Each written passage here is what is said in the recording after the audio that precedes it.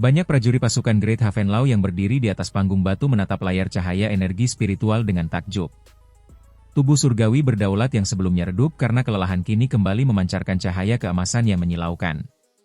Lebih dari itu, semua orang bisa merasakan fluktuasi energi spiritual yang terpancar dari tubuh surgawi berdaulat tersebut jauh lebih kuat dari sebelumnya.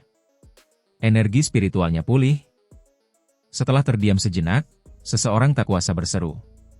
Dia sedang memurnikan sumsum api spiritual di tengah pertempuran. Nada suara Komandan Taishan terdengar serius, meski wajahnya dipenuhi keterkejutan. Apa? Mendengar ucapannya, bahkan Komandan Bingking merasakan hawa dingin menjalar di hatinya. Para prajurit pasukan Great Havenlau yang berada di sekitarnya pun tanpa sadar membuka mulut lebar-lebar. Mereka sangat mengenal sumsum api spiritual, sehingga mereka tahu betapa menyiksanya rasa sakit terbakar yang harus ditanggung seseorang. Karena itulah, biasanya mereka memilih tempat yang tenang dan aman untuk memurnikannya. Tak seorang pun berani membayangkan untuk berlatih sambil bertempur. Lagi pula, siapa yang sanggup tetap menjaga ketenangan pikiran saat tubuhnya dilanda rasa sakit terbakar yang begitu mengerikan? Bukankah dia terlalu berani? Gumam salah seorang prajurit sambil menatap sosok di layar cahaya energi spiritual dengan penuh kekaguman. Betapapun gila tindakannya, keberanian Mu Chen memang pantas dihormati. Dan yang terpenting, dia berhasil. Wajah Bingking yang tadinya tegang perlahan melunak. Pemuda itu, Mu Chen, memang punya kualitas istimewa yang membuatnya begitu diperhatikan oleh sang penguasa. Awalnya, ia ragu apakah Mu Chen bisa menembus arai naga api 99 dalam waktu 3 bulan. Namun, dengan metode latihan ekstrim seperti itu, hasil akhirnya mungkin benar-benar berbeda. Saat semua orang di panggung batu masih tercengang menyaksikan energi spiritual Mu Chen yang pulih, hati mereka semakin dipenuhi rasa heran. Mereka bisa merasakan energi dalam tubuhnya jauh lebih kuat daripada sebelumnya. Kekuatan itu bahkan melebihi titik awalnya sebelum bertarung. Jelas, meski sebelumnya terkuras habis, energi spiritual dalam tubuhnya kini justru menunjukkan tanda-tanda pulih dan semakin berkembang. Meskipun ia masih butuh waktu untuk mencapai tingkatan Saffron kelas 3, peningkatan sebesar ini biasanya memerlukan waktu lama. Namun, kini semuanya hanya terjadi dalam hitungan jam. Benarlah, semakin berbahaya sebuah ujian, semakin besar pula potensi yang bisa dilepaskan. Kolam Great Lao Blaze memang penuh bahaya, tapi manfaatnya terhadap jalan kultivasi benar-benar luar biasa. Tatapan tajam berkilat di mata Mu Chen, semangat heroiknya bergelora. Ia sudah melewati banyak pertempuran hidup dan mati, jadi kolam api Great Lao bukanlah penghalang yang bisa menghentikannya. Dengan tekad membara, Mu Chen mengendalikan tubuh abadi matahari agung, membuka telapak emasnya dan menghantam ular piton api spiritual. Suara desisan tajam terdengar saat tubuh ular itu terpental. Ledakan. Tubuh abadi matahari agung melangkah ke dalam magma, cahaya keemasan meledak bagaikan iblis, menyapu habis kawanan ular piton api spiritual. Setiap tinjunya menghancurkan satu ekor sekaligus. Namun, karena tak memiliki kecerdasan, ular-ular itu tidak mengenal takut. Justru pembantaian itu memicu insting menyerang mereka. Suara desisan bergema saat kawanan ular menyerbu tanpa henti, tak peduli nyawa melayang. Tinju emas Mu Chen menari-nari di antara magma, cahaya keemasan dan energi spiritualnya meledak tiada henti. Tubuh-tubuh ular berhamburan, membuat magma berguncang dahsyat.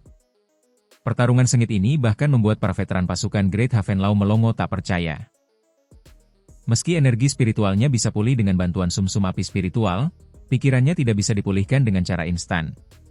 Itu sebabnya, pertempuran ini berlangsung sepanjang hari sebelum akhirnya tubuh emasnya meledak keluar dari kepungan kawanan ular. Dalam sekejap, ia melesat menuju sebuah gua. Begitu masuk, Mu Chen jatuh terduduk. Wajahnya pucat, alisnya dipenuhi lelah. Pertarungan panjang hampir membuat pikirannya runtuh. Jika bukan karena tekad yang keras, mungkin ia sudah pingsan sejak lama. Namun, meski terlepas dari pertempuran, ia tidak beristirahat. Justru inilah saat terbaik untuk berlatih. Dengan satu gerakan, sumsum api spiritual merah tua melayang di hadapannya. Mu Chen menahannya, lalu mengeluarkan botol giok berisi cairan murni penuh energi spiritual. Segera, ia duduk bersila, membentuk segel, lalu menelan sumsum api spiritual bersama cairan tersebut. Energi spiritual dalam tubuhnya pun kembali bangkit, bahkan lebih kuat dan lebih halus. Metode latihan ini terus diulang Mu Chen sepanjang bulan berikutnya. Setiap hari, Magma bergolak hebat saat tubuh emas raksasa bertempur tanpa lelah melawan ular api spiritual. Dan setiap kali pikirannya mencapai batas, ia akan mundur lalu masuk ke dalam meditasi. Metodenya benar-benar gila. Bahkan prajurit pasukan Great Havenlau yang terbiasa dengan kerasnya latihan pun hanya bisa terdiam menyaksikan kegigihannya. Meskipun terlihat lembut dari luar, keteguhan dan ketekunan Mu Chen begitu mengejutkan. Mereka sadar, bila mereka berada di posisinya, belum tentu sanggup bertahan. Bahkan para komandan seperti Taishan dan Bingking pun akhirnya mengakui dalam hati, tak heran sang penguasa menaruh perhatian besar pada anak muda ini. Hasilnya memang luar biasa. Dalam 1 bulan saja, energi spiritual Mu Chen berlipat ganda. Meskipun belum menembus batas menuju tingkat berikutnya, kekuatannya kini jelas berbeda. Ia pun mampu bertahan jauh lebih lama dalam pertarungan, dari setengah hari menjadi hampir 2 hari penuh. Selain itu, tubuhnya perlahan terbiasa dengan suhu tinggi kolam api Greatlau. Atmosfer panas yang dulu menyesakan kini terasa seperti hembusan hangat. Selama sebulan penuh, Mu Chen telah memburu ratusan ular piton api spiritual berusia ratusan tahun. Pada akhirnya, kawanan ular di wilayah tersebut hampir punah karena perburuannya. Namun, karena darah rekan-rekan mereka begitu banyak tertumpah, ular-ular yang tersisa akhirnya menghindari tempat itu. Hingga suatu hari, Mu Chen tak menemukan mangsa lagi. Ia duduk di atas batu karang, memandang kosong ke sekeliling. Wajahnya sedikit cemberut. Energi spiritual di Laut Saffron sudah mencapai puncaknya. Mu Chen menatap tangannya, mengepalkan tinju, merasakan energi deras mengalir dalam tubuhnya. Ia tersenyum, tapi keningnya segera berkerut. Pertumbuhan energinya terhenti. Betapapun banyaknya ia memurnikan sumsum api spiritual, tidak ada lagi peningkatan berarti. Energinya sudah mencapai titik jenuh. Cara yang sama tidak lagi memberikan hasil. Cahaya tajam berkilat di matanya. Ular berusia 100 tahun sudah tidak cukup. Kini, ia membutuhkan sumsum api spiritual berusia 300, bahkan 500 tahun. Namun, hanya di kedalaman kolam api Greatlau makhluk seperti itu bisa ditemukan. Sayangnya, kedalaman itu sangat berbahaya. Bahkan Taishan dan Bingking pun tak berani sembarangan masuk. Tapi Mu Chen, ia justru tersenyum menantang. Ia menengadah, merasakan tatapan Bingking dan para komandan yang mungkin sedang mengawasi. Dengan sekali hirup, ia pun melesat ke dalam samudera magma, menembus permukaan, menuju kedalaman kolam api Greatlau.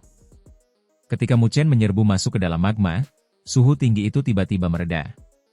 Saat ini, ia telah mengerahkan fisik Dewa Petirnya hingga batas maksimal. Ia juga menggunakan energi spiritual untuk melindungi dirinya sendiri. Namun, ia tetap merasakan sakit terbakar yang menusuk kulitnya. Mu Chen berubah menjadi seberkas cahaya, merobek magma dan dengan cepat terbang menuju kedalaman. Walaupun ia tahu risikonya sangat besar, bagaimana mungkin bisa menangkap anak harimau tanpa masuk ke sarangnya? Untuk mencapai tingkat penguasa tingkat 3, ia harus mengambil risiko itu.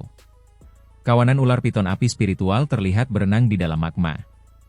Mu Chen tidak ingin terjerat dengan mereka, maka ia berhati-hati menghindarinya dan terus menuju lebih dalam. Hanya dalam beberapa lusin tarikan napas, Mu Chen sudah turun ribuan mil ke dalam kolam api Greatlau. Magma di sini berwarna ungu samar karena suhu yang begitu mengerikan. Bahkan Mu Chen yang memiliki fisik Dewa Petir mulai kesulitan menahan panas itu. Mu Chen menarik napas dalam-dalam, jantungnya berdebar kencang.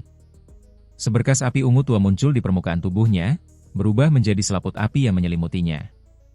Suhu menakutkan itu langsung melemah. Api ungu tua itu adalah api abadi. Walaupun suhu kolam api Greatlau sangat tinggi, api itu tidak mampu menembus perlindungan api abadi. Sebelumnya Mu Chen tidak mengaktifkannya karena ingin berlatih, namun sekarang, demi memburu ular piton api spiritual yang lebih kuat, waktunya sangat tepat. Dengan perisai api abadi, kecepatan Mu Chen meningkat pesat. Hanya dalam beberapa menit, ia sudah turun hingga kedalaman 2000 kaki. Energi spiritual di dalam magma juga amat luar biasa. Sebagian magma bahkan terkondensasi menjadi kubus api yang mengapung. Yang paling aneh, magma yang terkondensasi itu justru dikelilingi kekosongan absolut. Tak ada setetes pun magma bisa mendekat. Mu Chen mendarat di atas batu magma raksasa, merasakan tekanan menghilang seketika. Batu itu seolah-olah mampu meniadakan tekanan dan suhu tinggi kolam api Greatlau.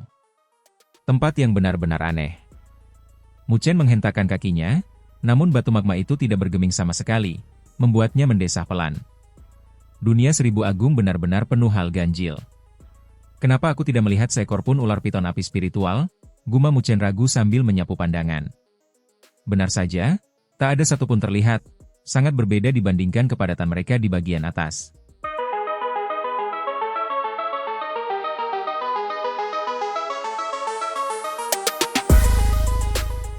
Saat ia masih heran, sebuah batu magma tak jauh darinya meledak. Ekor ular piton raksasa merobek magma dan menghantam ke arahnya. Mata Muchen menyipit, kakinya menghentak, tubuhnya melesat mundur. Batuan magma pecah berkeping-keping. Tubuh Muchen terseret gelombang kejut, mundur beberapa langkah sebelum berhasil menstabilkan diri.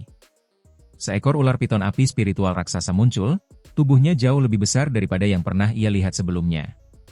Ini, setidaknya berusia 400 tahun. Muchen menghirup udara dingin. Ukurannya 2-3 kali lebih besar daripada ular piton berusia 100 tahun. Berdasarkan perkiraannya, ini berumur 400 tahun, dengan kekuatan spiritual tak kalah dari Qin Bei. Benar-benar lawan tangguh. Ular itu menatap tajam Muchen, lalu menyemburkan magma merah pekat. Kekuatan dalam semburan itu jauh melampaui ular-ular lain yang pernah ditemuinya. Muchen tak berani lengah. Cahaya keemasan meledak dari belakangnya, tubuh abadi matahari agung pun muncul. Telapak emas dan semburan magma bertabrakan, badai dahsyat melanda, menghancurkan batu-batu magma. Muchen berdiri di kepala tubuh abadi matahari agung, tatapannya tajam. Ia membentuk segel, laut berdaulat muncul, disertai raungan naga dan gajah. Dua naga dan gajah terbang, menyatu menjadi lingkaran cahaya naga gajah. Dengan arahan jarinya, lingkaran itu menusuk kehampaan. Muchen langsung mengeluarkan kartu terkuatnya, Seni 9 Naga dan Gajah. Ia tahu betul betapa kuatnya ular ini, jadi tidak ingin buang waktu. Sisik-sisik ular berdiri, ia mendesah keras. Aura pelindung merah tua muncul, membungkus tubuhnya.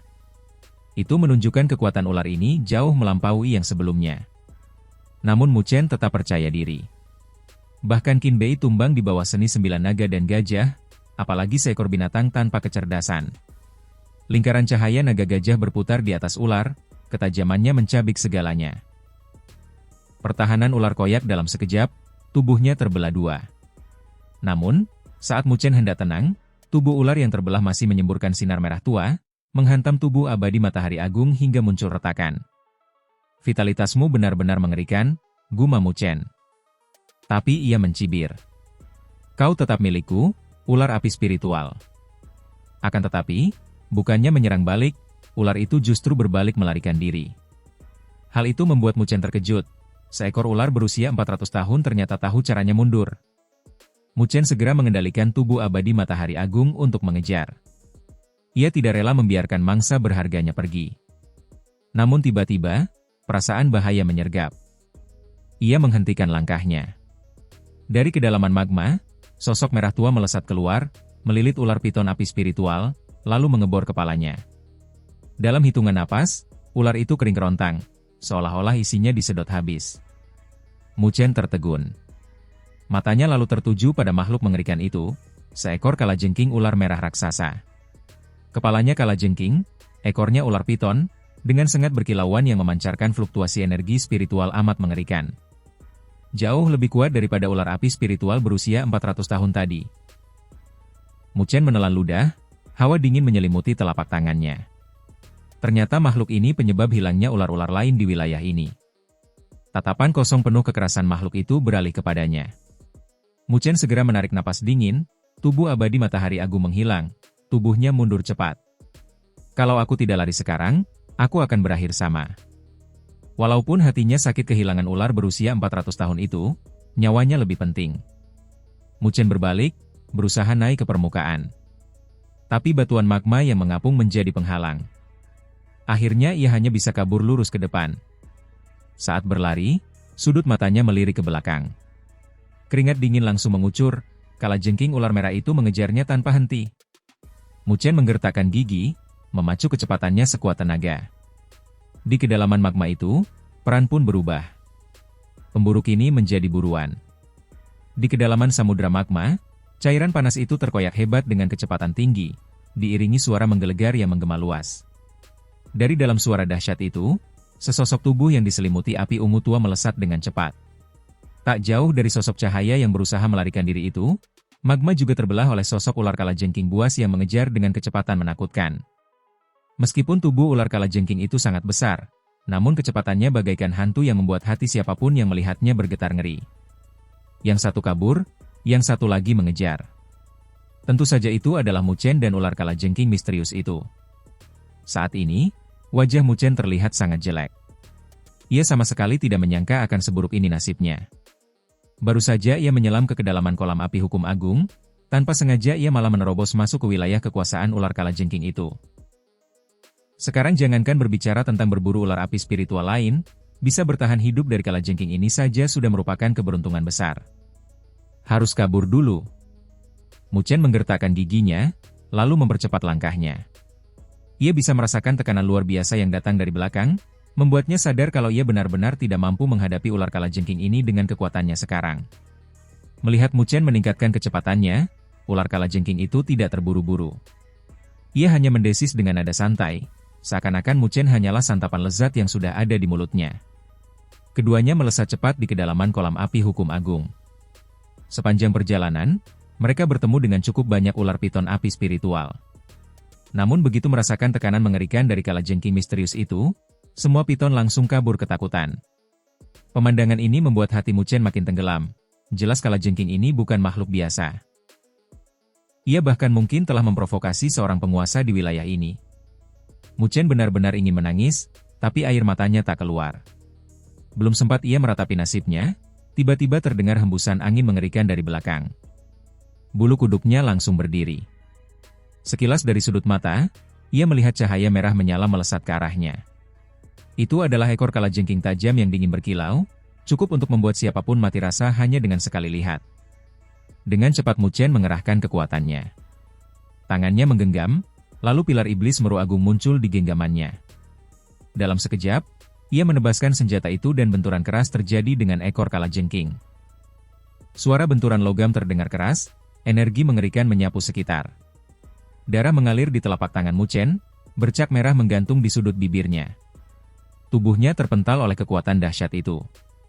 Kekuatan makhluk ini setidaknya setara dengan penguasa tingkat 6, gumam Muchen kaget.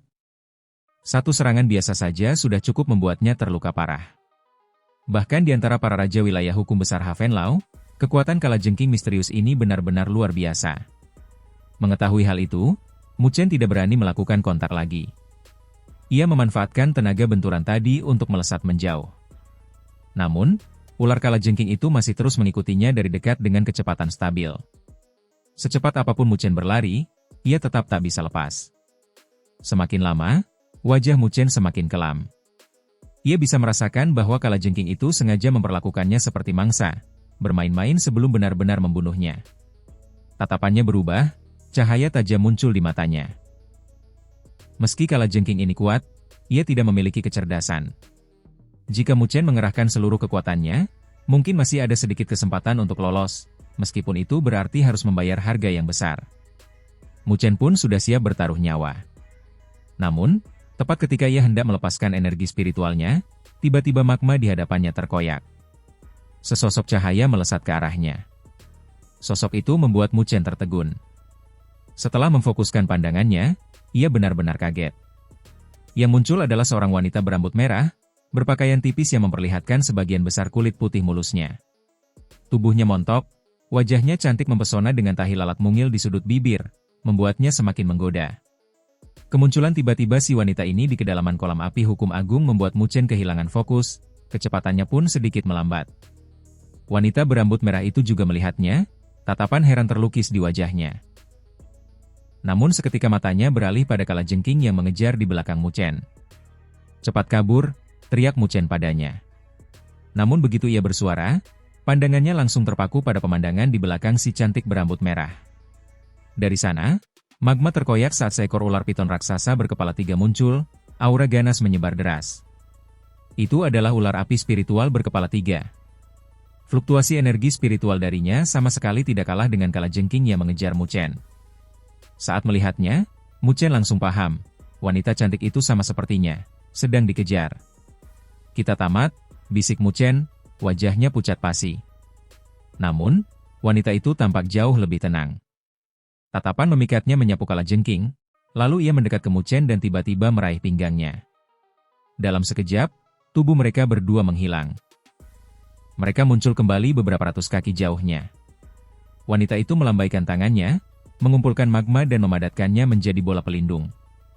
Dari dalam, mereka bisa mengintip keluar tanpa terlihat.